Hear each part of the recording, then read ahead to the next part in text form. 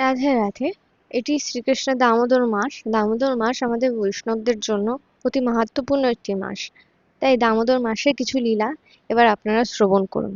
শ্রীকৃষ্ণের দামোদর লীলা হলো ভগবান ও ভক্তির মধ্যে এক অতুলনীয় মাধুর্যপূর্ণ সম্পর্কের প্রকাশ, যেখানে ভগবান নিজেই ভক্তের ভালোবাসায় বাধা পড়েন। এই লীলা ঘটে গোকুলে নন্দরাজ ও যশোদার মাতার গৃহে। তখন কৃষ্ণ ছিলেন ছোট বালক, তার বয়স প্রায় 3 বৎসর। গোকুলবাসীদের ঘরে প্রচুর গরু ছিল, তাই ঘরে সর্বদা দুধ ও দই মাখন থাকত। কৃষ্ণ ছিলেন মাখন চোর, তার এই নামও আসে এই লীলা থেকে।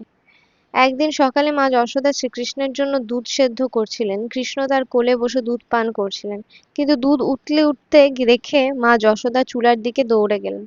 ভগবানকে রেখে দুধ রক্ষা করতে গেলেন। তখন শ্রীকৃষ্ণ রাগে দুধের হাঁড়ি ভেঙে ফেললেন এবং ঘরের মধ্যে দই মাখন চুরি করে খেতে লাগলেন।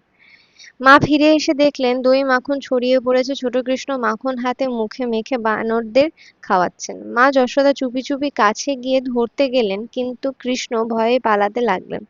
এই দৃশ্য দেখে দেবতারা পর্যন্ত হাসলেন। ভগবান স্বয়ং মার হাত থেকে পালাচ্ছেন। শেষে মা যশোদা দৌড়ে তাকে ধরে ফেললেন।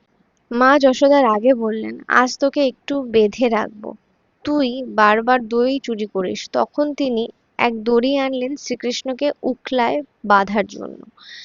কিন্তু আশ্চর্য, দড়ি 2 আঙুল কম পড়ে গেল। তিনি আরেক দড়ি জুড়লেন, তবুও আবার 2 আঙুল কম। এভাবে অনেকবার দড়ি জুড়েও প্রতিবারই 2 আঙুল কম পড়ল। অবশেষে মা ক্লান্ত হয়ে পড়লে শ্রীকৃষ্ণ তার মায়ের পরিশ্রম ও ভক্তি দেখে তুষ্ট হলেন এবং নিজেই বাধা পড়লেন। এইখানেই তিনি হলেন দামোদর, যিনি উদর এবং দমন, অর্থাৎ উদরে দড়ি দিয়ে বাঁধা। কিছুক্ষণ পর শ্রীকৃষ্ণ তখন বাঁধা অবস্থায় উকলাটি টানতে টানতে 2টি বিশাল অর্জুন গাছের মাঝখানে গেলেন।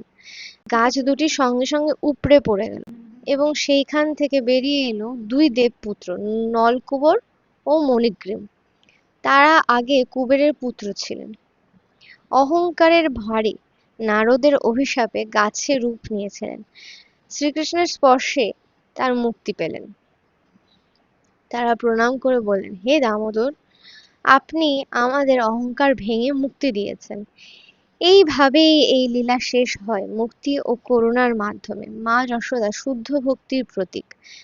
ভগবান শ্রীকৃষ্ণ সর্বপরমেশ্বর, যিনি প্রেমে বাধা পড়েন দড়ি ভক্তির বাঁধন।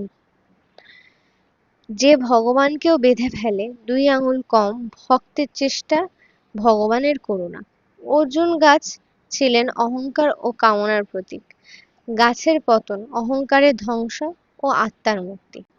এখান থেকে আমরা জানতে পারি ভগবানকে জ্ঞানে নয় ভক্তিতে ধরা যায়। ভগবানকে প্রেমে বাধা পড়েন, ভগবান নিজেই প্রেমে বাধা পড়েন, শাস্ত্র বা ত্যাগে নয়। অহংকার ও স্বার্থ বিনাশ পেলে তবেই মুক্তি আসে। মায়ের স্নেহই ভক্তির সর্বোচ্চ রূপ।